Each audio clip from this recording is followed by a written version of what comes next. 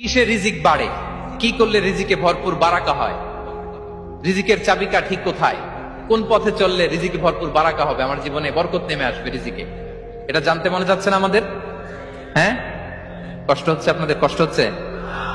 তাহলে কি করলে রিজিকে ভরপুর বারাকা হয়, কি করলে আমার জীবনে ভরপুর বারাকা নেমে আসে, এই পয়েন্টটাতে আমরা একটু আলোকপাত করি।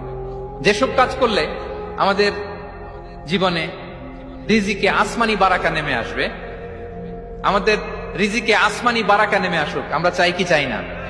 সবাই আমরা চাই নিশ্চয়ই। যে কাজ করলে রিজিকে আসমানি বারাকা আসে, এর এক নম্বর হচ্ছে তাকওয়াল্লাহ, আল্লাহর ভয়। আল্লাহ তাআলা বলছেন, ওয়া মাইয়াত্তাকিল্লাহা ইয়াজআল লাহু মাখরাজা ওয়া ইয়ারযুকহু মিন হাইসু লা ইয়াহতাসিব।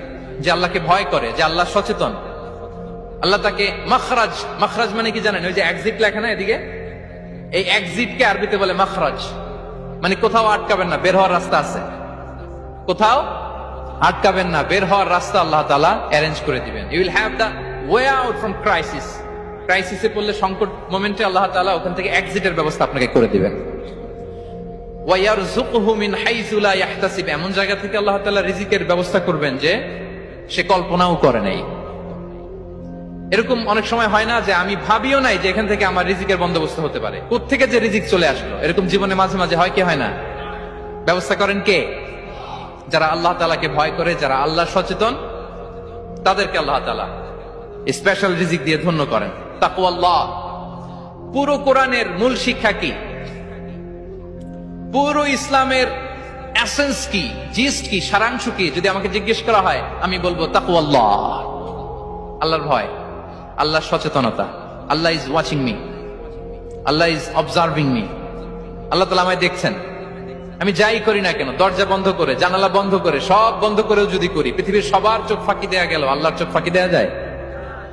পুলিশের চোখ ফাঁকি দেয়া যায়, সিকিউরিটির চোখ ফাঁকি দেওয়া যায়, আমার সাথে বন্ধুদের চোখ ফাঁকি দেওয়া যায়, ফাঁকি দেওয়া যায় না একটা মহান সত্তার চোখ। তিনি কে? এই যে সেন্সেশন, অনুভূতি, দিস ইজ তাকওয়া। এই অনুভূতিটার নামই হচ্ছে তাকওয়া, যে আমি যাই করি, যেভাবে করি, যখন করি, কেউ দেখে না, কিন্তু দেখে কে? কেউ যেটা দেখে না সেটা দেখে কে? দিস ইজ তাকওয়া। এই তাকওয়ার চর্চা যার মধ্যে আছে, তার রিজিকে বারাকা নেমে আসবে। আমরা যেন তাকওয়ার চর্চা করি, আমাদের ছেলে মেয়েদের জন্য এটা শেখাই যে কেউ দেখে না বাবা, কিন্তু আল্লাহ দেখে। ছোটবেলা থেকে যদি আমাদের সোনামণিদের ব্রেইনে এই তাকওয়াল্লাহ নামের এই সফটওয়্যারটা ইনস্টল করে দেই, আর কোনোদিন সে বিপদগামী হবে না, পথচ্যুত হবে না। ওই ছেলেকে দিয়ে আর পৃথিবীতে অন্যায় করানো যাবে না, সে পাপ কাজ করবে না, সে অন্যায় কাজ করবে না, সে অন্যের রাইটস নষ্ট করবে না, সে দুর্নীতি করবে না, সে ঘুষ খাবে না, সে সুদ খাবে না।